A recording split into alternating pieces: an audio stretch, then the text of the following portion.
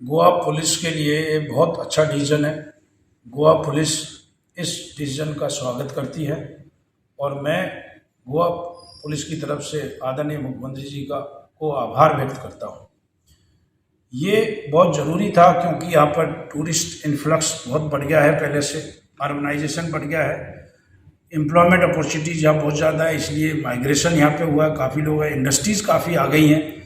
तो और इसके अलावा कई जगह लाइन ऑर्डर की ज़रूरत पड़ती है, कई जगह क्राइम कुछ हो जाता है, उसको कंट्रोल करने के लिए बेटर पुलिस प्रेजेंस और इफेक्टिव सुपरविजन की ज़रूरत है।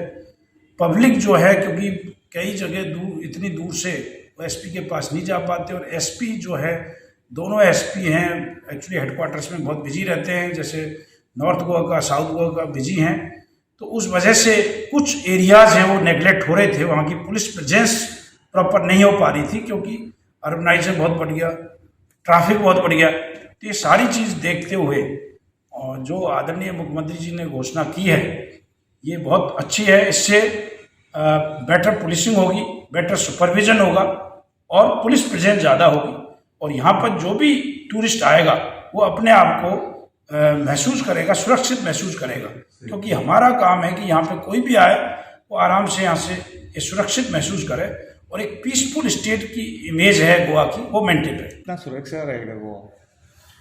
नहीं, ऐसा है कि जैसे अब मैं नॉर्थ गोवा की बात करूं तो नॉर्थ गोवा में जो एसपी है पोरवोरे में बैठता है, और क्योंकि ये कैपिटल सिटी है पणजी और यहाँ के आसपास एडमिनिस्ट्रेटिव सेटअप है, तो यहाँ पे लाइन ऑर्डर वगैरह बहुत ज़्यादा होता है, तो वो रिमोट एरियाज़ पे ध्यान नहीं देता। अभी मावसा में जो एसपी बैठेगा वो दूर दूर तक भी सब इलाके देख सकता है, पब्लिक उनके पास आ सकती है। इसी तरह पोंडा एक बहुत बड़ा ट्रांसपोर्ट हब है, एजुकेशन हब है, कई टेम्पल्स हैं, कई रिलीजियस चीज़ें हैं और कई टूरिस्ट प्लेसेस हैं, सारे के सारे रिलीजियस प्लेसेस हैं। अब जैसे कि यहाँ पर कई जगह ओल्ड गोवा में भी कई बार प्रोग्राम्स होते हैं, तो एसपी और जगह नहीं जा पाता। इसी तरह साउथ में भी। और इसके अलावा एक इम्पॉर्टेंट बात और है कि मोपा में एक नया इंटरनेशनल एयरपोर्ट आ रहा है, तो उसकी वजह से नॉर्थ की साइड में पुलिसिंग बहुत इम्पोर्टेंट हो जाएगी, वहाँ पर मोपा के आसपास, पन्नेम के आसपास और नॉर्थ उधर मापसा के आसपास।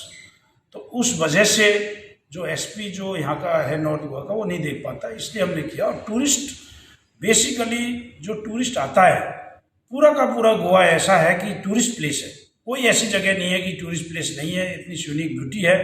कहीं जैसे आप देखो तो वहाँ पे दूध सागर भी जाते हैं, कहीं देखो तो नॉर्थ में पन्नेम भी जाते हैं, उसके अलावा वालपोई के वहाँ भी लोग जाते हैं आगे जाके।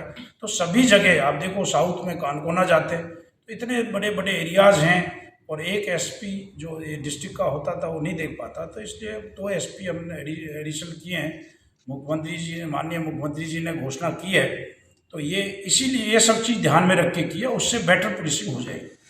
नहीं, एज ए डीजी हमने सबको इंस्ट्रक्शन दिए हैं कि इस तरह की एक्टिविटी नहीं होनी चाहिए। हमारी लोकल पुलिस और क्राइम ब्रांच दोनों एक्टिव है और इंटेलिजेंस गैदर खुद कर रहे हैं, और जो इन्फॉर्मेशन आती है उसके हिसाब से आपने देखा होगा कि कई केसेस रजिस्टर हुए हैं। और लोग ये नहीं सोचें कि गोवा आके क्राइम करें, अपराध करें, ऐसा नहीं है। गोवा की पुलिस बहुत एक्टिव है। अगर आप इलीगल काम यहाँ पे करोगे तो आपके खिलाफ कानूनी कार्रवाई होगी और इस तरह की कार्रवाई चलती रहेगी।